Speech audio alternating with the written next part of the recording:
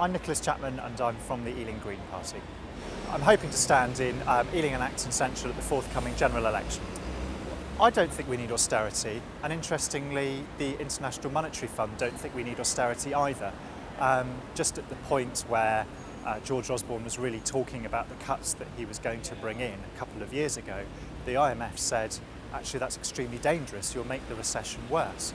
So what's actually happened since then is that there have been cuts to frontline services. There have been pay freezes for vital workers like midwives and nurses, but they haven't actually paid down the deficit in the way that they said they would. I think we can afford to pay people more. In the public sector, I think that instead of privatising frontline services, the money that's going to shareholders could instead be used to give frontline workers a pay rise.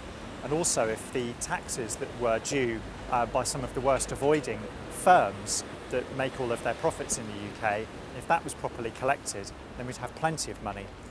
In terms of a living wage, in the private sector, it's very clear from research that's been done by even some of the most right-wing economists that shows that if the poorest are paid more, actually the economy does better because they can afford to actually buy more. I think the poor are being demonised. It's really not very credible that the poorest and most vulnerable in society were the ones that caused the recession. It seems to be much more likely that it was the most powerful in this country who tend to be the wealthiest. The Green Party believes that Britain needs a pay rise.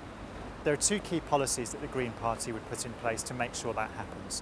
One is a minimum wage of £10 an hour by 2020, and that would really ensure that people earn a living wage and can actually take care of themselves. The other one is for a citizen's minimum income, and that would make sure that no matter what circumstances people were in, they had the dignity to actually have a basic quality of life.